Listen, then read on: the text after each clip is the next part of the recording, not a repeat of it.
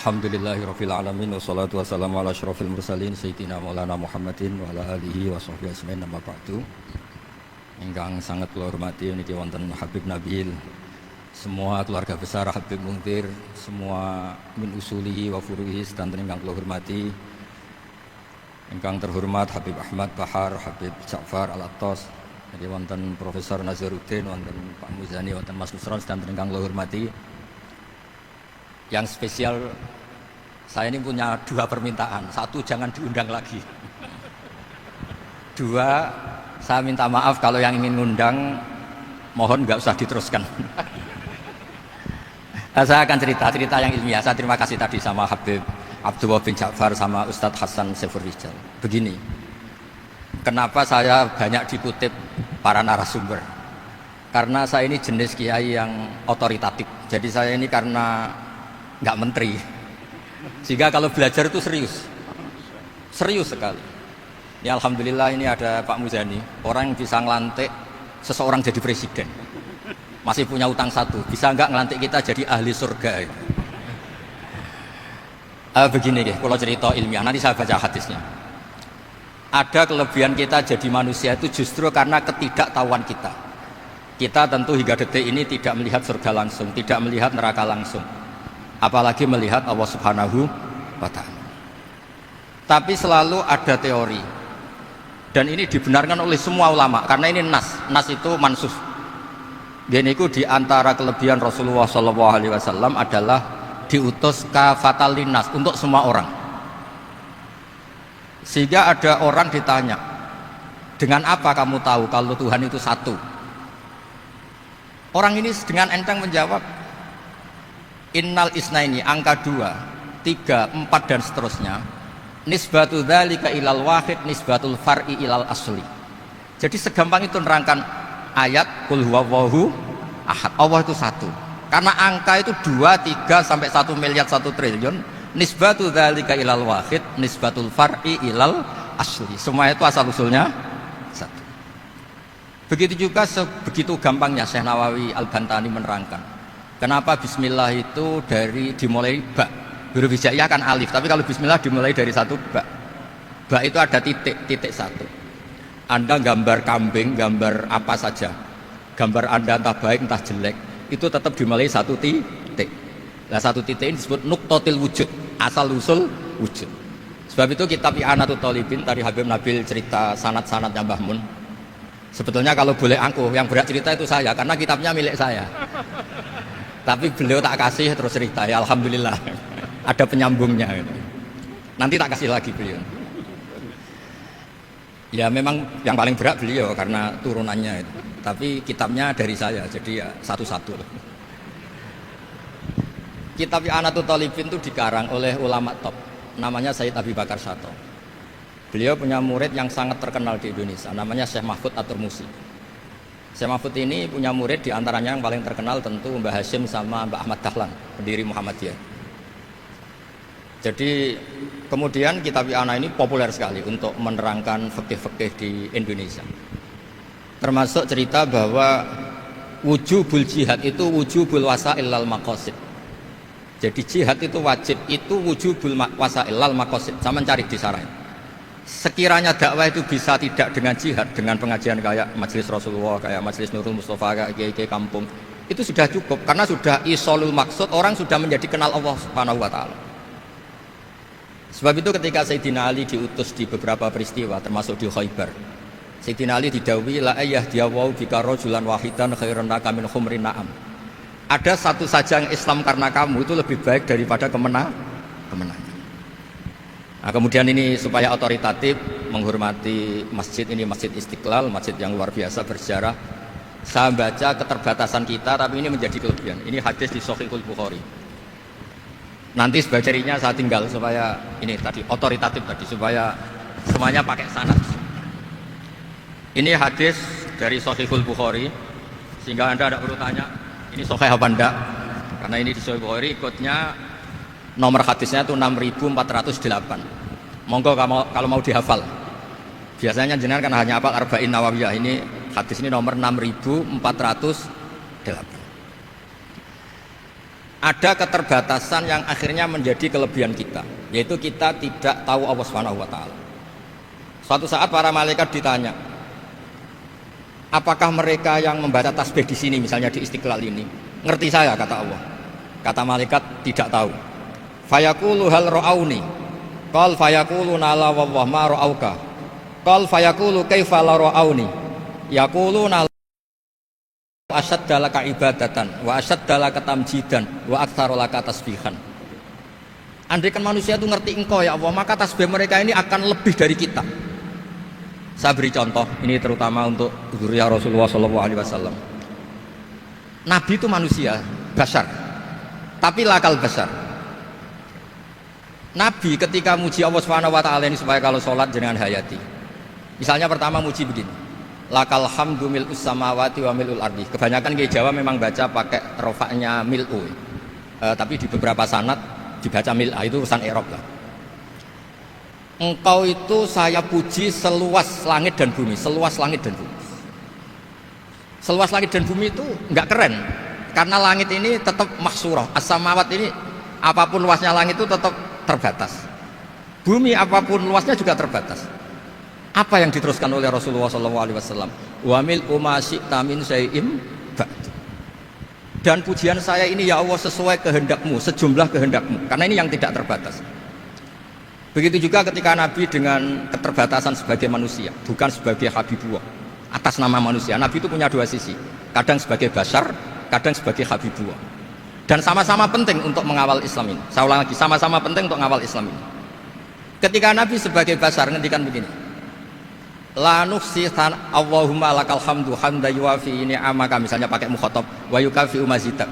Saya memuji engkau ya Allah dengan pujian yang sesuai jumlah nikmatmu. Wa yukafi mazidak, dan bisa berserasian dengan tambahan-tambahan nikmatmu. Tapi apapun luasnya nikmat itu terbatas. Sehingga Nabi nambahi, la ukhsi thana'an 'alaika anta kama athnayta 'ala nafsik. Saya muji ini tidak terhitung, sama sejumlah pujian yang engkau lakukan. La ukhsi atau la nukhsi thana'an 'alaika anta kama athnayta 'ala nafsik. Sehingga ini kreasi-kreasi Bani Adam yang malaikat itu tidak bisa. Saya ulang lagi, ini kreasi-kreasi Bani Adam yang bakat malaikat itu tidak bisa. Ini saya baca di kitab Fathul Bari, ini sarahnya kitab Bukhari. Kata Imam, ini saya ulang lagi, ini kata Imam Ibnu Hajar al-Asqalani, pensarah terbaik Bukhari. Jadi Sahihul Bukhari itu punya sarah paling terkenal namanya Fathul Bari. Itu gurunya Syekh Zakaria Al-Ansari. Syekh Zakaria itu dikenal sebagai Syekhul Islam. Itu berkahnya punya guru alim banget, kereng. Ibnu Hajar al-Asqalani itu kereng itu keras. Kalau muridnya tidak bisa itu keras sekali, tapi urusan ngaji saja. Terus punya murid itu pinter sekali, namanya Ibnu Hajar al-Haytami. Jadi beliau kalau mau ngaji ya susah, karena gurunya itu alim, nyuruh baca. Kalau mau ngajar ya susah, muridnya itu alim, takut salah. Jadi akhirnya pinter. Orang punya murid alim alama itu kan bingung. Makanya saya tidak suka kalau Profesor Nazar ngaji saya, nanti ngoreksi repot. Sudah gitu Islamnya beliau formal karena Menteri Agama, saya non formal. Lama-lama Islamnya beliau legal, saya ilegal. Kan jadi repot nanti. Makanya tadi tak bully, tak cocokkan. Kalau jenengan Menteri Agama sampai akhirat berarti top. Tapi kayaknya di akhirat saya yang ngelamar jadi Menteri Agama. Tidak ada, ini nggak penting. Ini hanya gejolokan saja supaya kelihatan bahwa Menteri pun juga warga Indonesia. Begini kata Ibnu Hajar al-Asqalani, ini saya baca ya supaya penghormatan saya sama Habib Umar Hafid. Saya ini baca kitab beliau khatam serius, namanya Taujihun Nabi li Mardhati Bari, yang ditulis oleh Ustadz Fahmi bin Ali bin Ubaidun. Saya baca banyak, termasuk ketika beliau punya manhaj yang tidak populer, kata beliau fala budda an tuwattina nafsaka ala annana khudamatu hadal qaum. Kamu harus yakin bahwa tugas kiai, tugas ulama itu khodamatu hadal qaun, mengkhidmati semua alam raya ini. Dan jangan pernah putus asa, misalnya melihat non muslim terus kamu putus asa, ini non muslim enggak. Bisa saja suatu saat rubbama aslama fakhasuna islamu. Bisa saja dia Islam fakhasuna Islam. Nah, ini wirasah nabawiyah, karena dulu Nabi ketika dari kampung Abdi Yalil dan disakiti, malaikat Jibal itu usul supaya kampung itu dihabisi, kata Nabi apa? La. bal arju ayukhrijawah min aslabihim ma ya'budu wa la yusyriku bihi syai'an. Bisa saja bapaknya masih kafir, anaknya Islam, cucu-cucunya apa? Islam. Kayak apa Nabi itu? Rojaknya Masya Allah. Nah kemudian ini kembali ke tasbih tadi. Kata Ibnu Hajar al-Asqalani, yukhadu min hadal hadis anna dzikral hasil min bani Adam a'la wa asyrafu min dzikri al-hasil min al-malaikah li khusuli dzikril adamin ma akasratis syawaghil wa wujudi sawarif wa sudurihi fi alamil ghaibi bi khilafil malaikati fi dzalika kullih. Jadi kita ini enggak melihat Allah langsung, enggak melihat surga langsung, enggak melihat neraka langsung. Tapi cara kita zikir, wis nek wis di neraka yo nangis tenan. Padahal orang mesti mlebu neraka, lha nangis tenanan. Kayak apa iman kita? Nah, iman seperti ini sesuai kriteria awal sing dikersana Allah, alladzina yu'minuna bil ghaib. Maka andekan saya ini kok dikasih mukasyafah sama Allah untuk melihat surga, saya milih enggak melihat supaya ngikuti yang tetap ghaib. Nanti kalau saya melihat langsung kemudian iman, kata Allah, akeh tunggali aku iman mau melihat itu. Jadi kadang-kadang keterbatasan kita ini penting. Makanya masyhur Nabi pernah ngendikan tuba liman ro'ani wa amanabi. Tapi wa tuba liman lam yaroni wa amanabi. Kalau orang melihat saya kemudian iman itu biasa. Ini orang zaman akhir tidak melihat saya tapi iman. Kadang-kadang itu enggak lewat Habib yang ganteng itu enggak, lewat Mudin. Mudin di kampung rapati di duit. Ini mulang tauhid ya mandi. Islam itu digawa Habib ya mandi, digawa menteri ya mandi, digawa Mudin ya mandi. Karena Islam itu kafatal, napa kafatal. Nah yang nggak dipunyai malaikat adalah tadi seperti cerita saya tentang Imam Amudi. Segampang itu. Makanya di tradisi pondoknya Mbah Maimun itu ada tradisi qaddimid dirayah ala riwayah. Logika riwayat itu penting karena itu menjadi nyaman. Ya kayak tadi, Allah itu satu. Ketika kita berpikir angka 2, 3 sampai sekian miliar, sekian triliun, nisbatu dzalika ilal wahid, nisbatul far'i ilal asl. Semua itu dibanding angka 1 adalah cabang. Gambar kayak apa ruwetnya dinisbatkan asal usulnya mesti satu nuktah, yaitu satu titik. Nah satu titik ini kata pengarang I'anatul Talibin bi kana makana wa bi yakunu maya. Nah kemudian terakhir ini enggak boleh lama-lama. Kalau lama-lama nanti sampean pinternya nyanyi saya. Tapi enggak apa-apa lah. Saya ini termasuk kiai yang sudah diundang. Ini termasuk Pak MPR, nggak boleh ngundang saya. Pak Nusron apalagi nggak boleh. Itu kalau di kampung sama saya hormat, kalau di sini kok kayak menteri gitu. Menteri betul tapi. Lawan gurunya dia itu teman saya gitu. Jadi tanya ini kalau nggak percaya. Makanya kalau sama saya beliau cium tangan, saya sebetulnya ya nggak siap dicium tangan menteri itu nggak siap. Apalagi dihormati Pak Nazar nggak siap lah. Nanti dikira minta haji malah repot. Repot. Saya ini tadi bisik-bisik itu urusannya ilmu tasawuf, gak ada urusannya dengan haji. Cocokan. Kenapa beliau suka ilmu tasawuf? Saya kan sering lihat beliau ceramah di TV. Katanya obat Gus obat. Orang kalau belajar tasawuf kan kepenak itu.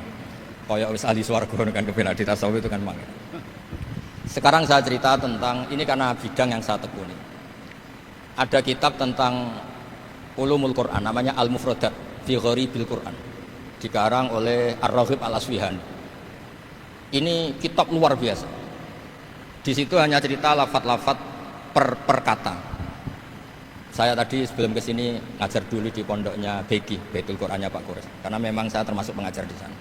Artinya kalau saya sering ke situ, jangan iri. Memang saya termasuk pengajar di sana. Termasuk pengajar yang keren maksudnya. Keren itu artinya pakai referensi, bukan asal. Begini kata kitab itu. Rasulullah SAW itu kan punya nama Muhammad, orang yang banyak sikapnya atau semua sikapnya terpuji. Termasuk ketika sebagai manusia, sama kita termasuk ketika sebagai apa? Manusia. Sebagai manusia aja Nabi gak pernah salah. Begini kata kitab itu. Nabi-nabi yang keren-keren itu, sama lihat di Ahaditsus Syafa'ah, itu masih egois. Ketika ada haulul mauqif, ada prahara mauqif, itu semua Nabi bilang nafsi, nafsi, nafsi, nafsi. Ketika dimintai syafaat bilang nafsi, nafsi. Tapi Rasulullah SAW itu beliau ngendikan ummati, ummati. Dan beliau ketika dimintai syafaat kata beliau sudah, analah, saya bisa memberi syafaat. Kata beliau, fa akhirru lillahi ta'ala sajidan. Fa yaqulu li ya Muhammad irfa' ra'sak wasal tu'tah wasfa' tusyaffa. Kayak apa hebatnya Rasulullah SAW? Umumnya para nabi melihat akhirat itu sudah akhir dari semua amal. Itu menurut Nabi Muhammad gak keren. Allah itu gak bisa didikte akhirat. Allah itu Tuhan, tetap yaf'alu ma yasha. Jadi gak bisa misalnya sudah akhirat orang nyuwun sewu terus tanya, ya Rasulullah ini sudah akhirat kok jenengan sujud bareng ini gimana? Ini sudah gak darul amal tapi ini darul jaza. Gak bisa. Akhirat gak bisa dibatasi. Karena akhirat gak bisa membatasi Allah, Nabi tetap dengan rileksnya minta sama Allah. Fa ahmaduhu bima hamida alamani ya rabbi. Kemudian saat itu saya muji-muji Allah dengan pujian yang luar biasa. Terus kata kitab itu, fa Muhammadun ahmadu min ghairihi. Makanya beliau punya nama Ahmad. Ahmad itu afal tafdil, bukan fi'il mudhari' waqi' mutakallim. Ini pernah madrasah dulu di Kutsian. Tamat. Beliau kalau di rumah hormatnya enggak kayak tadi, lebih dari itu. Tadi di sini pejabat tuh. Sembrono ya di sini tuh kenapa tuh. Ya tapi nggak apa-apa itu. Tadi sudah dipuji, akhlaknya baik, apa-apa baik, alhamdulillah. Fa Muhammadun ahmadu min ghairihi. Ketika para nabi nggak bisa muji Allah di mahsyar, bahkan mereka itu nyuwun sewu egois, hanya mikir diri sendiri, nafsi-nafsi. Rasulullah Muhammad ini punya nyali untuk muji Allah dan tetap mengajukan permohonan apa? Disebut fa Muhammadun ahmadu min ghairihi. Sampeyan lihat di Bukhari, di Muslim. Fa ahmadu fi mahamida alamani ya rabbi. Tetap muji-muji Allah. Nah, bukti bahwa teori saya benar dan otoritatif adalah yang nggak bisa hilang di surga itu juga wiridan. Ketika kita masuk surga, apa kita kegiatannya? Da'wahum fiha subhanakallahumma wa tahiyyatuhum fiha salam wa akhiru da'wahum alhamdulillahi rabbil alamin. Nah, kemudian ini juga yang terus kemudian dinyatakan al-baqiyatus sholihat. Ini kalimat-kalimat yang abadi. Karena apa? Di dunia ya kita bilang subhanallah alhamdulillah, di akhirat kita bilang subhanallah. Kayak apa kerennya kita sebagai Bani Adam. Nah, makanya disebut alladzina yu'minuna bil ghaibi. Wong tidak melihat Allah, tidak melihat surga, tidak melihat neraka, tapi iman kita ini kayak iman sing musyahadah. Iman sing hakul yakin, ainul yakin. Kenapa demikian? Ya karena tadi kita diajari terus menerus oleh Rasulullah SAW. Yang terakhir saya cerita mukjizat. Ini juga terkait dengan betapa mudahnya hadaddin ini di logika, dicerna. Kata Rasulullah SAW, sabda Nabi di hadis, salang lagi ini hadis sahih di bab awal Fadhailul Quran di Sahihul Bukhari. Dicek kalau nggak percaya dicek. Ma minal anbiya'i nabiyyun illa utiya minal ayati ma misluhu amana alaihil bashar. Wa innama kana alladhi utitu wahyan auhahu wa ilayya fa arju an akuna aktsarahum tabi'an yaumal qiyamah. Enggak ada nabi kemudian kecuali dikasih wahyu, dikasih mukjizat. Dan mukjizat ini dahsyat sehingga orang itu dipaksa iman. Kayak Nabi Soleh, ada unta besar keluar dari batu. Nabi Musa punya tongkat dipukulkan ke Laut Merah langsung menyibak jadi daratan. Tapi kata Nabi Muhammad SAW, saya itu tidak punya mukjizat kayak itu, juga gak ingin. Saya ini dikasih mukjizat Al-Quran. Dan saya berharap karena mukjizat Quran ini adalah terus kemudian umatku menjadi yang terbanyak ila yaumil ya. Sekarang kita berlogika. Ini kata kitab Fathul Bari lagi. Kita berlogika. A'jaza yu'jizu i'jazan. Sesuatu yang menjadikan orang lain nggak mampu disebut i'jaz. Kemudian karena ayat menjadi mukjizat, sesuatu yang kita sepakat tidak mampu. Nah kalau itu masalahnya, tongkat dipukulkan laut kemudian menjadi kering, kita mampu enggak? Enggak kan? Tapi pertanyaannya, Anda bikin nyamuk mampu enggak? Enggak kan? Anda bikin sapi, bikin unta mampu enggak? Enggak kan? Makanya Nabi Muhammad SAW cukup, sudahlah kamu itu manusia, bahkan sekedar menciptakan lalat itu tidak bisa. Innallaha la yastahi ayyadriba masalam ma'ba'udatan. Kemudian mukjizat ini sama Nabi dicontohkan hal-hal yang keseharian kita. Wa min ayatihil lailu wan naharu wasyamsu wal qamar. Sekarang peristiwa laut dibelah Nabi Musa dengan matahari yang nggak pernah turun mesin, itu keren mana coba? Keren matahari yang nggak pernah turun mesin. Terus kata Ibnu Hajar al-Asqalani, li'annal mu'jizat al-madiyah kanat khisyatan tusyahadu bil absor kana qati soleh wa asa Musa wa mu'jizatul Quran tusyahadu bil basirah fakana man yattabi'uhu atau yatba'uhu li ajliha aksar fa innal ladzi yusyahadu bil absor yang qaridu bingkiradi musyahidihi wal ladzi yusyahadu bil basirah bakin. Ya saya ulang lagi, bakin. Ya, bagian terus disaksikan orang sing ja'a badal awali mustamirra. Begini logikanya. Mukjizat kayak nakoti Soleh atau Asa Musa yang terkenal. Saya andaikan jadi umatnya Nabi Musa terus dikasih tongkat itu, terus bisa apa coba? Ketika kita punya utang disuruh nyaur ya nggak bisa dipakai jaminan kan. Sudah gitu orang tanya ini asli apa enggak? Kalau asli buktikan, kan ya repot. Tapi kalau kita jadi umatnya Rasulullah SAW ditunggoni Quran, punya banyak masalah resepnya sabar. Kalau nggak bisa sabar ya nyari kiai-kiai tukang ijazah anak menodungannya mandi. Karena orang mensifati Allah itu macam-macam. Makanya saya pastikan nggak ada agama yang mengajarkan rasional kayak agama apa? Islam. Makanya liqaumi yaqilun liqaumi yatafakkarun. Coba misalnya nyamuk. Kamu bikin nyamuk tidak bisa kan? Nyamuk punya organ tubuh kecil, organ tubuhnya punya urat. Kamu mikirnya kayak apa? Sekedar bikin patungnya saja tidak bisa, apalagi bikin nyamuk. Jadi untuk mengakui kudrohnya Allah yang tidak terbatas dan kita lemah, itu udah usah nunggu peristiwa kayak terbelahnya laut. Cukup wama min dabatin fil ardi wala ta'ir yatiru bi janahihi illa umamun amsalukum. Inna fi khalqis samawati wal ardi waqtilafil laili wan nahar seterusnya la ayatil liqaumi yaqil. Nah, gara-gara pola yang diajarkan Nabi itu ila yaumil qiyamah orang tetap Islam karena nyaman dengan kepastian mukjizat ini baqiyah ila yaumil qiyamah. Itu kayak apa baiknya Nabi. Makanya saya suka tadi burda yang dibaca. Ada ulama kayak Muhammad bin Said Al-Busiri yang ngarang burda. Itu kalau berpikir itu sederhana. Ngeten lho Gusti, malah nerangno pangeran. Lama da'awa da'ina li ta'ati bi akrami rusli kuna akramal umami. Ngeten lho Gusti, karena Rasul Muhammad itu terbaik, ya logikanya umatnya juga terbaik. Jadi lama da'awa da'ina li ta'atihi bi akrami rusli mesti kuna akramal umami. Jadi burda ini saking manjanya sama Allah sampai bilang gini, wala yadhiqa rasulullah ijahuka bi idal karimu tajalla bismimun takim. Ya Allah, engkau telah menamai nabi engkau itu Raufur Rahim, yang penuh kasih sayang, yang sohibus syafaat. Maka ketika engkau ingin nyiksa kami dengan alasan engkau ini al-muntakim, dat yang bisa nyiksa orang maksiat, jenengan harus ingat ya Allah bahwa nabi kita itu nabi yang engkau gelari Raufur Rahim. Ya kalau gitu jangan jadi nyiksa. Terus gunanya apa digelari Raufur Rahim ra iso nyafaati gitu jenenge. Wala yadhiqa rasulullah ijahuka bi idal karimu tajalla bismillah. Terus fa inna min judika dunya wa darrataha wa min ulumika ilmal lawhi wal qalam. Dan itu juga yang dibuktikan Rasulullah SAW. Sampai beliau ngendikan likulli nabiyyin da'watun mustajabah wa akhtabi da'wati syafa'atan ummati yaumal qiyamah. Semua nabi itu punya doa yang mustajab dan semuanya sudah dipakai di dunia. Tapi saya menyimpan jatah itu supaya saya tetap punya hak syafaat fi yaumil qiyamah. Terus ini bukti-bukti bahwa ilmu yang selama ini diajarkan para habaib, para kiai itu otoritatif. Saya hanya bantu jenengan memastikan kalau hadis itu sahih dimaknai oleh ulama-ulama yang kredibel. Ya, perjanjian terakhir tadi. Saya ini termasuk kiai yang sergap tanya Mas Nusron. Pak Muzani juga pernah ke rumah saya. Meja saya itu isinya ya kitab. Habib Nabil pernah ke kamar isinya kitab. Jadi kalau jenengan ngundang saya itu berhadapan-hadapan sama hukumnya Allah, yaitu ganggu orang belajar gitu aja. Assalamualaikum warahmatullahi wabarakatuh.